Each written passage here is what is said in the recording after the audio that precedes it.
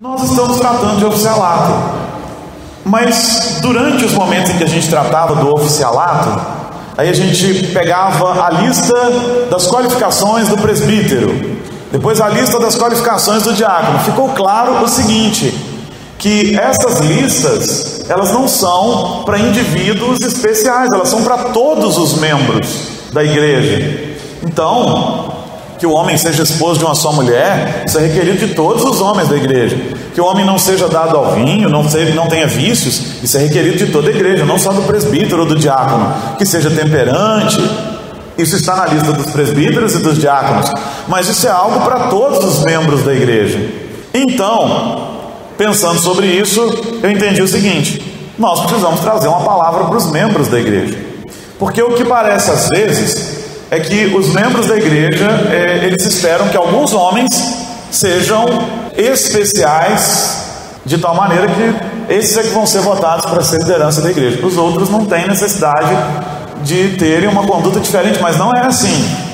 Todos precisamos ter uma conduta diferente. Agora, quando vamos votar para o oficialato, nós vamos levar em consideração os dons e vamos levar em consideração, sim, aquela lista, e buscar aqueles homens que têm mais daquelas qualidades. Nós já definimos que perfeitos, sabemos que perfeitos não seremos, mas precisamos pensar no nosso papel enquanto membros da igreja também.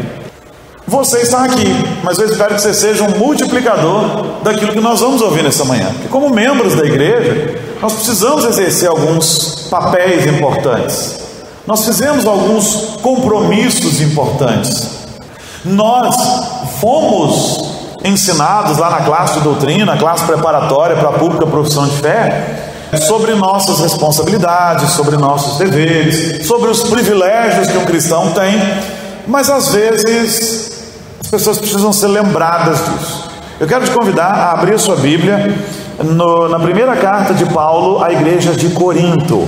Primeira carta de Paulo aos Coríntios, capítulo 12. Nós vamos ler o verso 12 só agora. 1 Coríntios 12, 12. Como é que diz o texto? Vamos ler todos juntos? Porque assim como o corpo é um e tem muitos membros, e todos os membros, sendo muitos, constituem um só corpo, assim também com respeito a Cristo.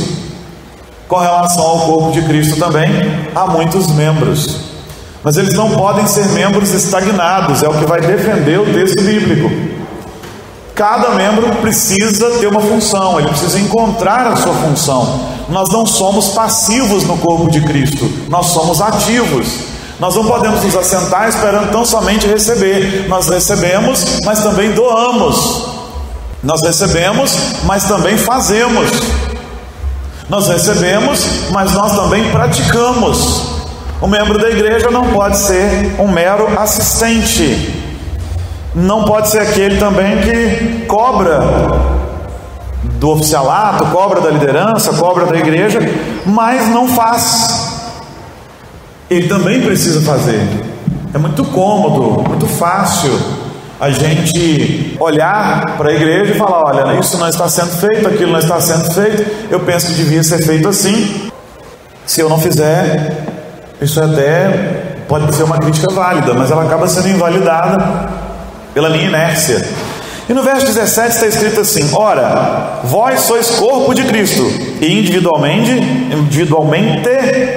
membros deste corpo. Se somos membros de um corpo, somos órgãos desse corpo. Se somos órgãos desse corpo, cada órgão tem uma função. Não existe um órgão no corpo que não tem uma função. 27, perdão. Esse foi o verso 27. Ora, vós sois corpo de Cristo e individualmente membros desse corpo. E ele vem tratando de dons para dizer para a gente que cada um de nós tem um dom, tá? O que isso tem a ver com oficialato? Tem tudo. Eu preciso participar da vida da minha igreja para entender qual é a minha função, qual a função dos oficiais, para que a coisa caminhe da maneira correta.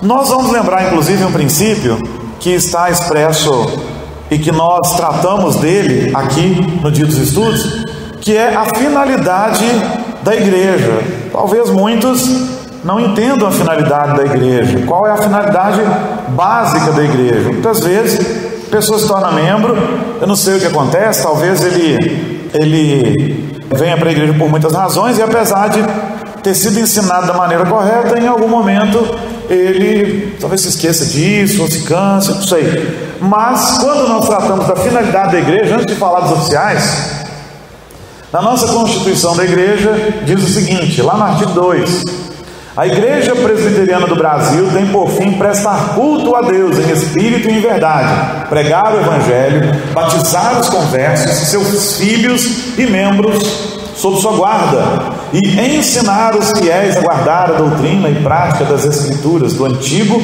e do Novo Testamento na sua pureza e integridade, bem como promover a aplicação dos princípios de fraternidade cristã e o crescimento de seus membros na graça e no conhecimento de nosso Senhor Jesus Cristo. Vamos devagar com isso? Então, quais são as ordens de prioridade da igreja?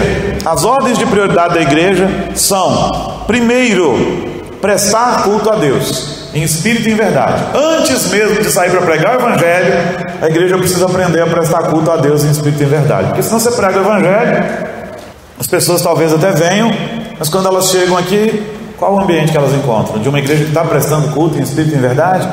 Então, a primeira finalidade da igreja: prestar culto a Deus em espírito e em verdade. Depois, pregar o Evangelho e batizar os conversos, e também aqueles menores sob os seus cuidados, que pode ser que não seja filho, mas pode ser um filho adotivo, um neto que ficou sob a sua responsabilidade.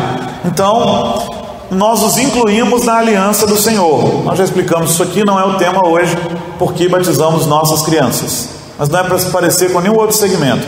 Nós temos razões bíblicas para isso, que tem sua base lá na circuncisão. A circuncisão é o nosso batismo hoje. Hoje somos circuncidados, né? Somos consagrados ao Senhor pelo batismo, assim como a Santa Ceia é a nossa Páscoa, porque a Páscoa não consegue expressar tudo aquilo que Cristo fez por nós na cruz. Então, a Santa Ceia foi instituída pelo Senhor Jesus para expressar aquela sua obra vicária na cruz. Tá bom? Então nós pregamos o Evangelho, nós realizamos os sacramentos, são meios de graça, e aí nós ensinamos os membros a guardar as doutrinas do Antigo e Novo Testamento. A função da igreja é ensinadora também. E então, como promover a aplicação desses princípios? Só aqui vai entrar a questão social, só aqui vai entrar todas essas questões. E também devemos promover a fraternidade cristã, a comunhão. Agora então entram todas aquelas coisas sobre comunhão, sobre estarmos juntos, mas antes de tudo, a função da igreja é cultuar a Deus. Usamos nossos dons, nossos talentos para cultuar a Deus. Usamos também para pregar o Evangelho. A igreja também deve ministrar os sacramentos, deve edificar os membros e deve edificar os novos convertidos. E então, em cumprimento àquilo que a palavra nos exige, aí nós vamos, claro, viver em comunhão, exercer a fraternidade cristã. E isso talvez implique em alguns outros eventos extra, que não são os fundamentais da igreja. O fundamental é prestar culto a Deus, trazer almas para Cristo. Isso aqui é o fundamental. O entretenimento é se der tempo e depois. Claro que devemos nos entreter juntos, devemos ter fraternidade cristã, caminhar juntos. E coisas que fazemos juntos, que não são necessariamente prestar culto a Deus, são importantes, mas a finalidade é prestar culto a Deus. E os membros da igreja precisam entender isso bem, porque são parte disso. Volto a repetir, nós não somos chamados para ser passivos, mas ativos nesse processo. E quem são os membros da igreja? Os membros da Igreja Presbiteriana do Brasil, agora a gente está lá no artigo 11, são as pessoas batizadas e inscritas no seu rol, bem como as que lhes tenham unido por adesão ou transferência de outra igreja evangélica e também tenham recebido, o batismo bíblico. Então, quem são os membros da igreja? Aqueles que são batizados aqui, porque ou serão membros maiores, porque professaram a fé, ou serão membros menores, mas são recebidos pelo batismo. A gente vai fazer uma diferenciação sobre isso daqui a pouco.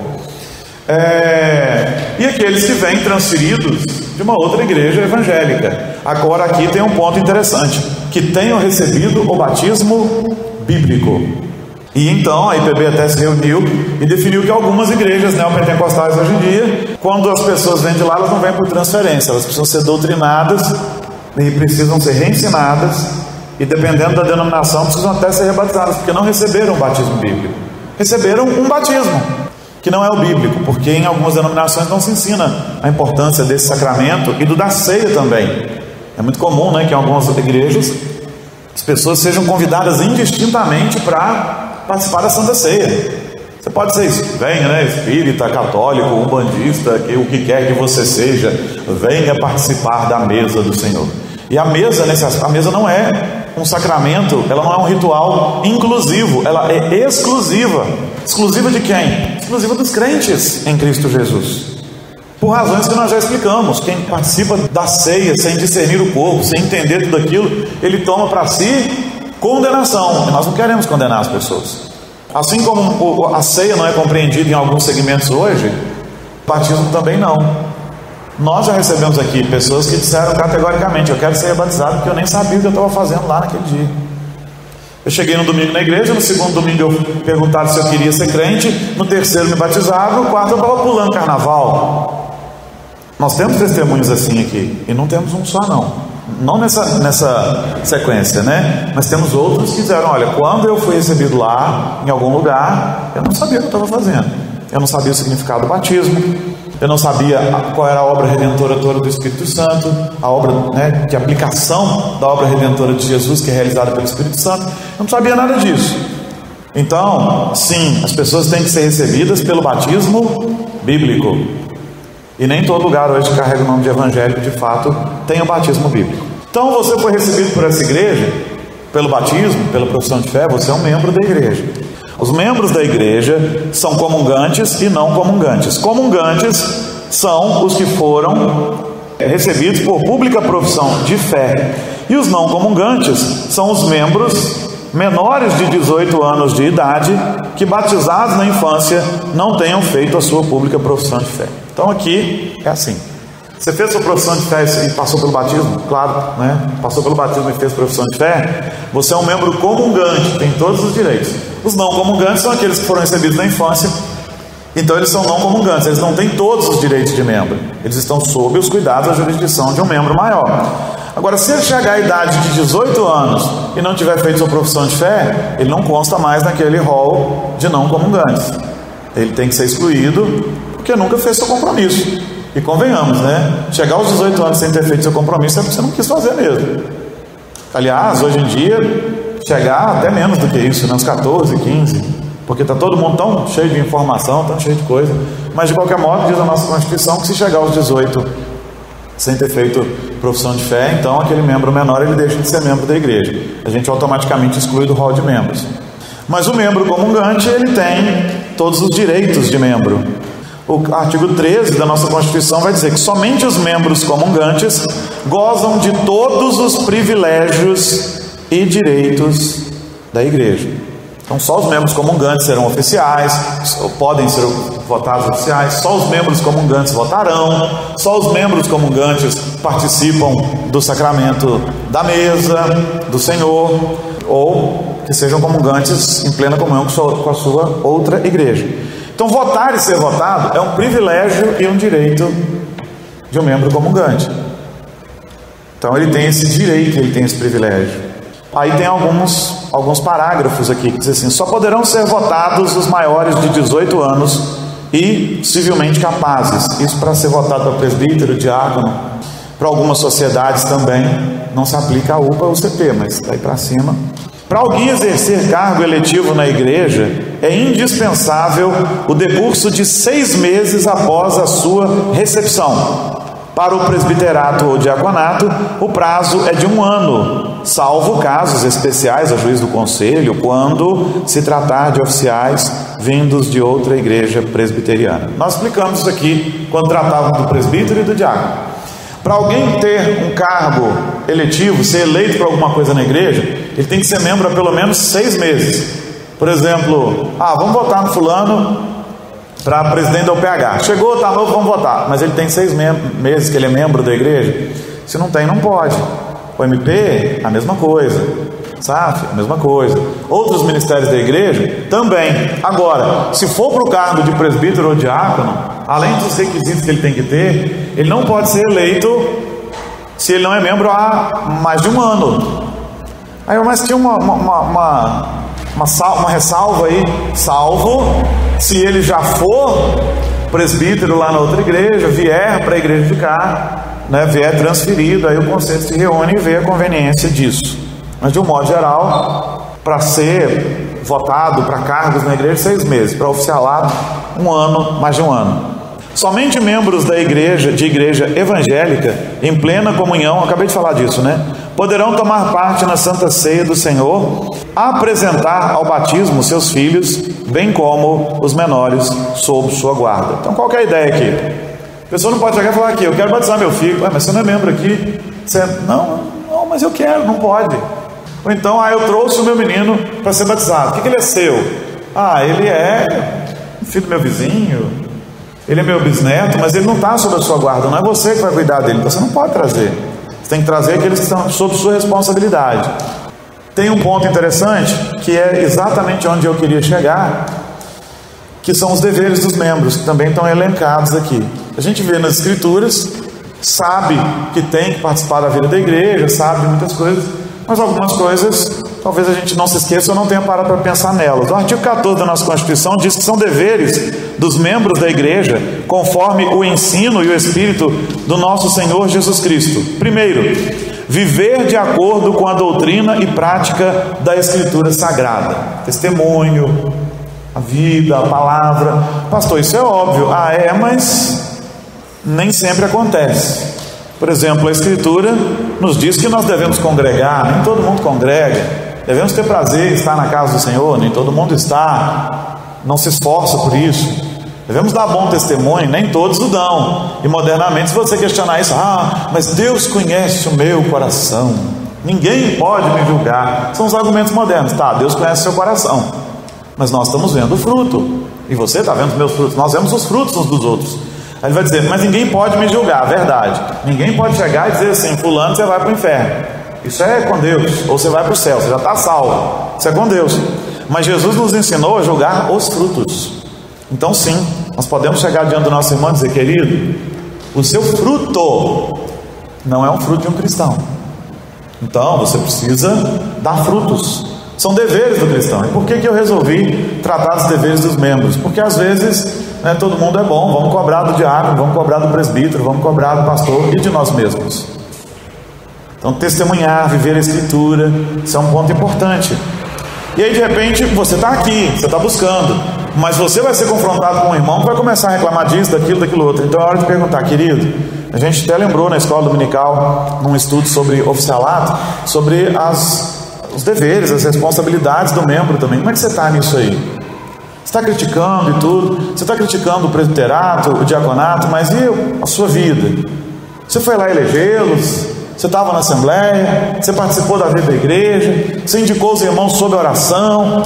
Então, os membros precisam pensar nisso. E, a parte B, Ponto B. Sustentar a igreja e as suas instituições moral e financeiramente.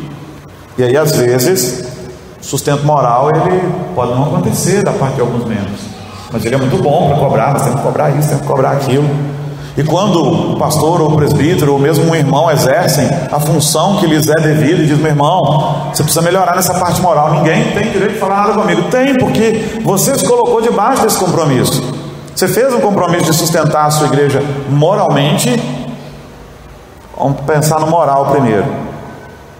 Então você se colocou debaixo desse compromisso, mas não só moralmente, você também é advertido, você também é informado de que vai sustentar a igreja financeiramente. E nós precisamos fazer isso. Então às vezes é muito fácil a gente apontar e dizer, olha, está errado isso, está errado aquilo, está errado aquilo outro. Mas antes a gente precisa começar na gente. Eu sustento a minha igreja moralmente, financeiramente? No nosso caso aqui, muitos não. Muitos não. Nós temos um grande percentual de infidelidade no dízimo. Dizimar é uma das qualidades que o oficial tem que ter, ele tem que ser um dizimista, então, mas é também por uma razão óbvia, porque como membro a gente já tinha feito esse compromisso de sustentar a igreja financeiramente.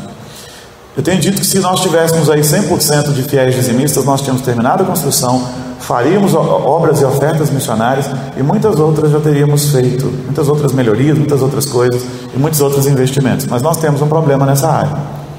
Nós temos dizimistas fiéis, louvado seja o nome do Senhor por eles.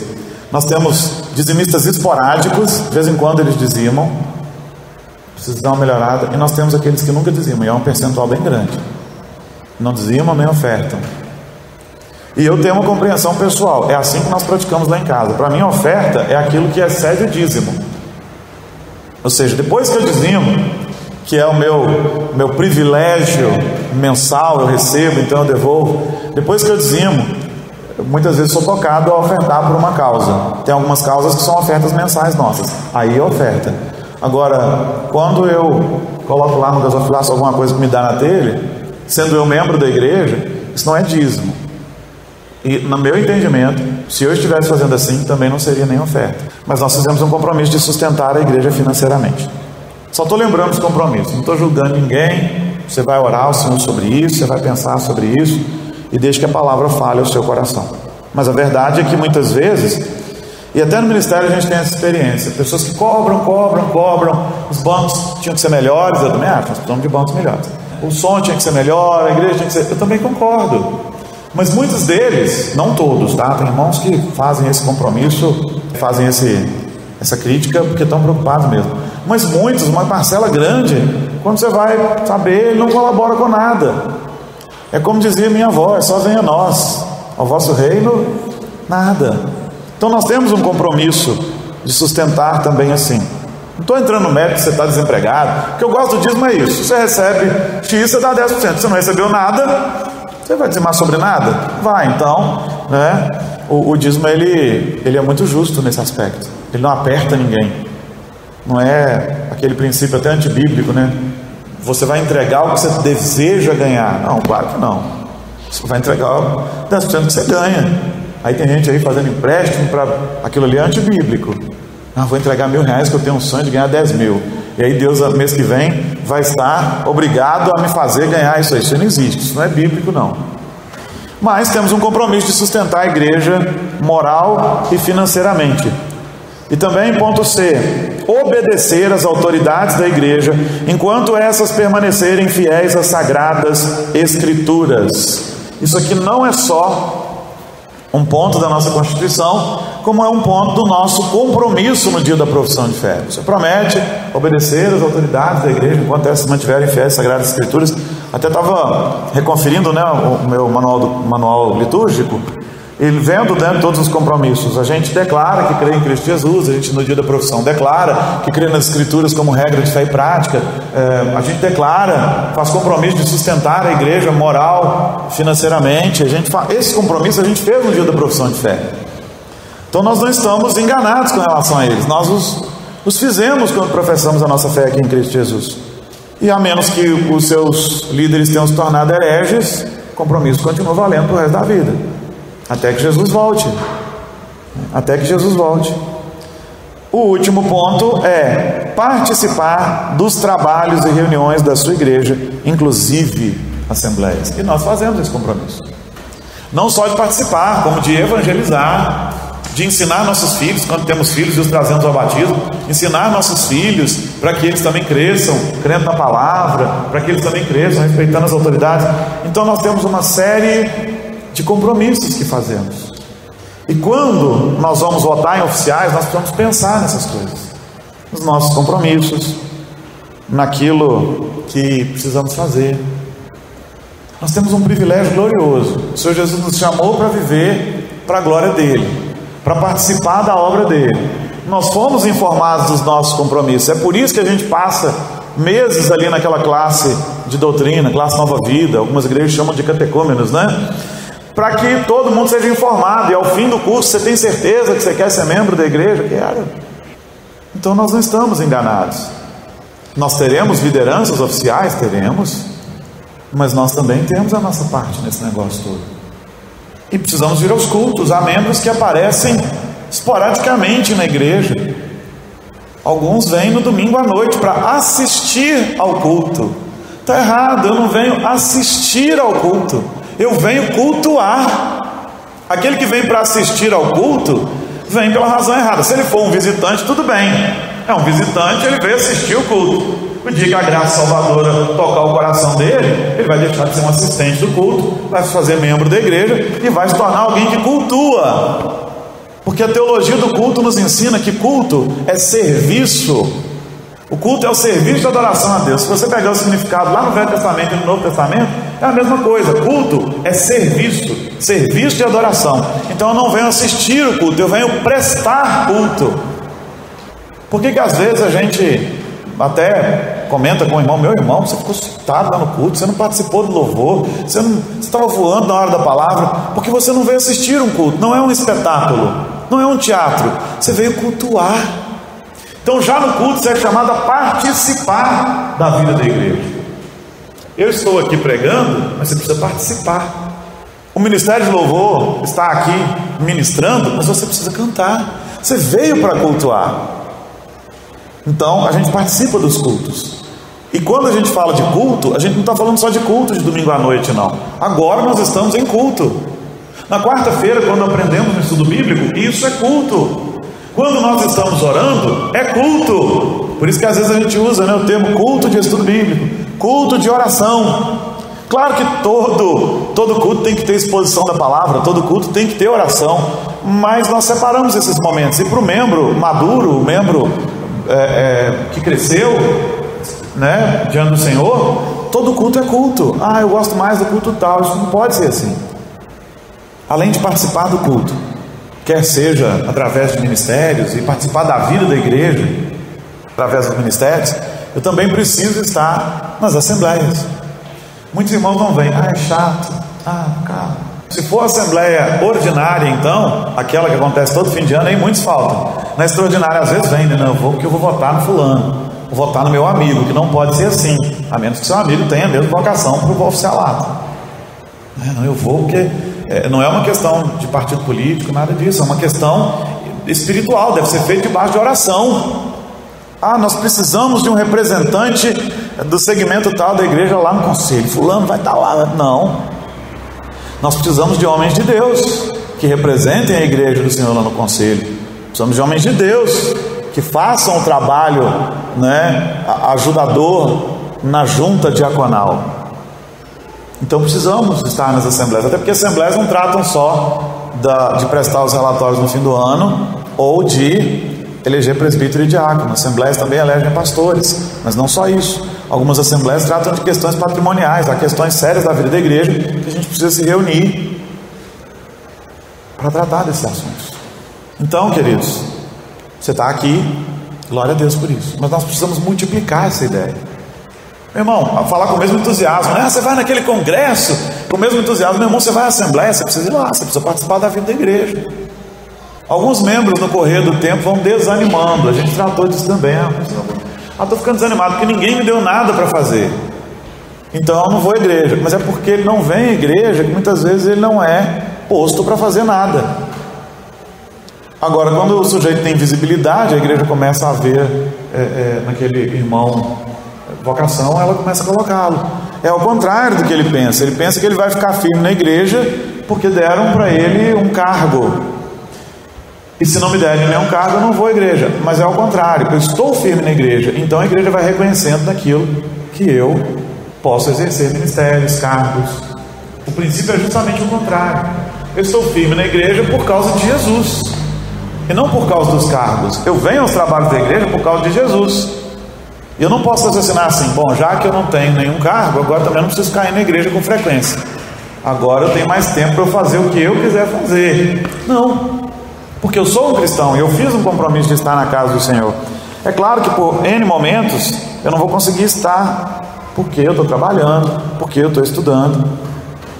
Mas também tem aqueles momentos em que a gente vê que o sujeito não está fazendo nada disso, mas essa continua sendo a desculpa dele. Então o cristão tem muitos privilégios, e eles só perdem esses privilégios e esses direitos de membros se forem excluídos por disciplina, ou, embora moralmente inculpáveis, se eles manifestarem o desejo de não mais pertencer à igreja. São dois caminhos para alguém perder o privilégio de membro da igreja. quando ele é disciplinado por alguma razão muito séria, moral, ou quando não há nenhum processo, mas ele chega para a igreja e diz: olha, eu não quero mais ser membro da igreja. Normalmente, 99,9% dos casos, quando ele pede para não ser membro da igreja, é porque ele já tem algum problema que não foi tratado, porque a gente não identificou. Ele já tem algum problema em outra área. Normalmente, existem os casos excepcionais, mas normalmente. Então, nesses dois casos, ele perde o privilégio. E a gente tem discutido que não só lá fora, mas está entrando na igreja, aquela questão do sujeito saber todos os direitos que ele tem, mas ele se esquecer dos seus deveres. Como cidadãos, as pessoas têm feito muito lá fora, e como membros de igreja, muitos outros também. O outro problema que a gente tem muitas vezes é o problema de a pessoa estar aqui para ser servida, quando Jesus diz que maior é aquele que serve, e está aqui para ser entretida. Muitas vezes: o culto é legal, mas você não veio para assistir o culto, você veio para participar dele. E nós devemos usar nossos dons e talentos para a glória dele. Nós precisamos apresentar nossos dons e talentos para a glória dele. Voltando na questão da pessoa que perde o privilégio, por que é só por exclusão, porque quando ela pede? Por exclusão, por disciplina, por exclusão a pedido. Mas e quando ela muda para outro lugar? Quando ela muda para outro lugar, a gente entende que, sendo ela um cristão autêntico, ela vai procurar uma outra igreja presbiteriana lá, vai se apresentar ao conselho, dizer: eu quero ser transferido para cá. Então a carta de transferência vem, a gente transfere. Ele não perde os privilégios de membro, porque ele vai continuar sendo membro lá.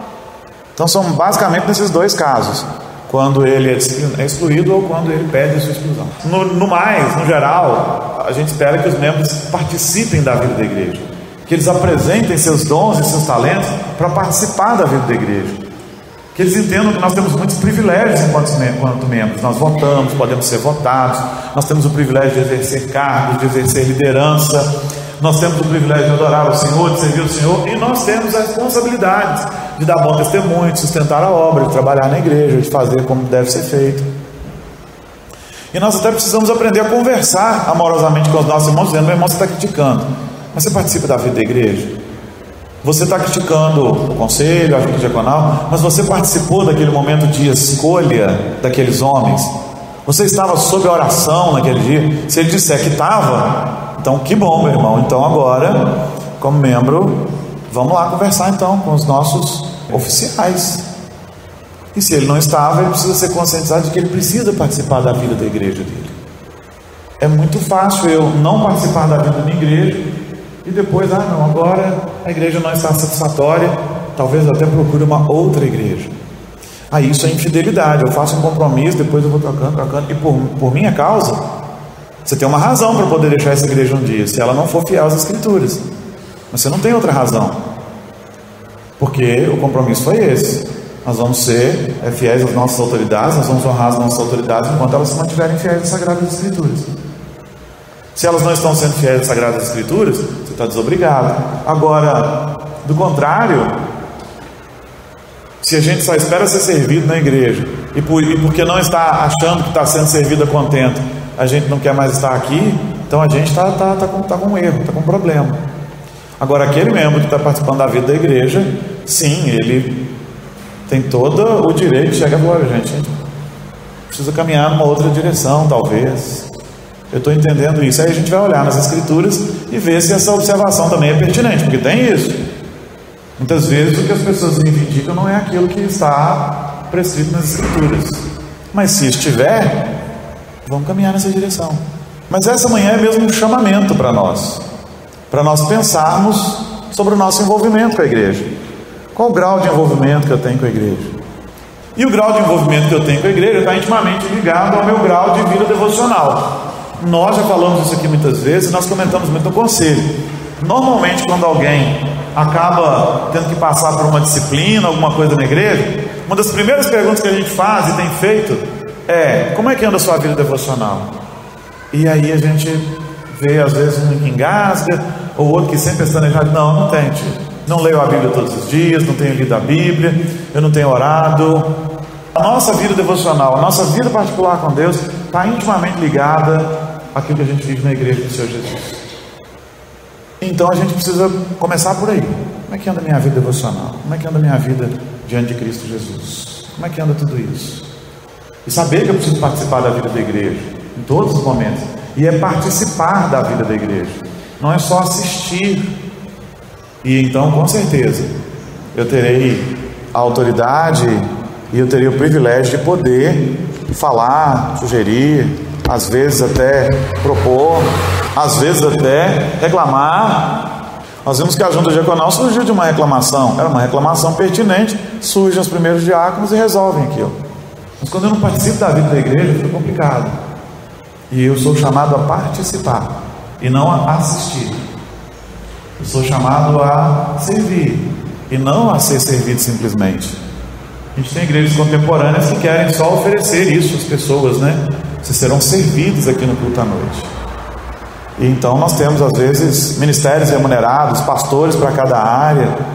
Além dessa não ser a nossa realidade, esse não é o propósito, que pessoas sejam remuneradas para trabalhar em cada área. Não, o ministério de louvor é todo remunerado, se for vai dar até briga, né? Dá tiro. Aí nós temos o ministério de louvor completo sempre. O pastoreio de vários segmentos, o exercício, aí não teríamos mais ministérios, mas líderes remunerados de muitos ministérios, ministério de jovem, ministério de adolescente, ministério de... aí o pessoal fica feliz, temos pessoas para nos servirem, que nós estamos pagando para que nos sirvam, mas esse não é o ideal bíblico de igreja. O ideal bíblico de igreja é que sirvamos, todos nós. E eu sei que às vezes também é muito mais fácil, em outros sistemas, você chegar e falar, não, o pastor ali chega, o pastor manda, o bispo manda, o apóstolo manda e pronto, está tudo resolvido. Mas esse não é o princípio bíblico e não é o nosso princípio. Nós caminhamos num princípio democrático e precisamos do trabalho que muitos chamam de trabalho laico, né? Porque foi uma das conquistas da reforma. Antes da reforma, como é que funcionava? E funciona muito ainda no catolicismo romano. Você tem um padre que celebra uma missa, as pessoas vão lá, assistem aquele culto e vão embora para casa e continuam vivendo suas vidas. E por muito tempo se ensinou que os laicos não podiam servir na igreja, eles só vinham para participar daquele culto, daquele momento. A reforma resgata aquilo que era comum na igreja primitiva. Todo membro trabalha. Tanto que até a igreja católica tem repensado isso, tem se preocupado com aquilo que eles ainda chamam de ofício laico, de trabalho. Os laicos, aqueles que não estudaram, que não são os sacerdotes, também precisam trabalhar. Depois da reforma que eles também, e mais modernamente, começam a acordar para isso. Então, é fácil a gente pôr a responsabilidade, dizer, olha, toda dos nossos representantes. O povo de Israel fez isso com Moisés. Senhor, fala com Moisés. Moisés pede a Deus para falar só com você, porque se Deus vier falar direto com a gente vai ser consumido por causa dos nossos pecados. Eles não raciocinaram assim, Senhor, nos dá condição de vivermos mais santamente para a gente poder falar com o Senhor. Não, Senhor, Moisés é o porta-voz.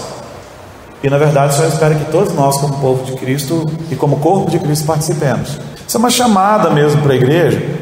E aí você vai me dizer, mas eu estou aqui, você está aqui, eu espero que você esteja no próximo fim de semana, participe da assembleia, mas é uma coisa para a gente compartilhar com os outros. Meu irmão, você não estava, mas a gente relembrou isso, porque eu não estou falando de nada novo aqui. A gente relembrou isso, a gente relembrou as nossas obrigações, relembrou os nossos privilégios, e a gente precisa participar desse tempo, precisa participar desse momento. E então é isso, queridos. Essa é uma manhã para nós relembrarmos tudo aquilo que nós, como membros, todos nós, somos chamados a fazer. Porque nós somos nação santa, sacerdócio real, povo de propriedade exclusiva de Deus, raça eleita. Lá em 1 Pedro 2,9: vós sois raça eleita, nação santa, sacerdócio real, povo de propriedade exclusiva de Deus. Raça eleita porque o Senhor nos escolheu, somos um povo eleito. Não tem a ver com genética, tem a ver com o sangue de Cristo derramado sobre nós. Nação santa porque somos um povo separado. Sacerdotes reais porque agora todos somos sacerdotes de Cristo e devemos trabalhar para Ele. Sumo sacerdote é só Jesus, eu não sou sumo sacerdote de ninguém. E nós somos tudo isso com um propósito, a fim de proclamar as virtudes daquele que nos chamou das trevas para a sua maravilhosa luz. Então que seja assim. Essa é uma manhã para lembrar a gente, para que a gente possa lembrar muitos outros, quando a gente se encontrar com eles aí durante a semana, durante os dias que virão, para que a gente seja mesmo vibrante e acolhedor, como a gente tem dito que é desde 2006. E a gente é mesmo. Só que a gente precisa contagiar muitos outros ainda. Então, que o Senhor Deus aplique essa palavra e essas lembranças todas ao nosso coração para que possamos praticá-las. Amém? Quero saber se alguém tem alguma dúvida, quer perguntar alguma coisa, ficou assim com vontade de perguntar alguma coisa. Se sim, agora é o momento. Todo mundo caladinho. Então que a gente possa sair daqui e proclamar tudo isso aos nossos filhos que não estão aqui, que são membros, aos nossos vizinhos que não estão aqui, que são membros, aos nossos amigos membros. A gente não conta sempre boas notícias. Eu aprendi isso, eu ganhei isso, eu recebi esse presente. Então que a gente aprenda a compartilhar tudo também durante a semana, né? Compartilhar aquilo que a gente aprendeu na casa do Senhor, aquilo que a gente aprendeu num sermão, compartilhar como a gente foi desafiado e compartilhar isso que a gente aprendeu nessa manhã. Então que o Senhor nos abençoe. Nós vamos orar.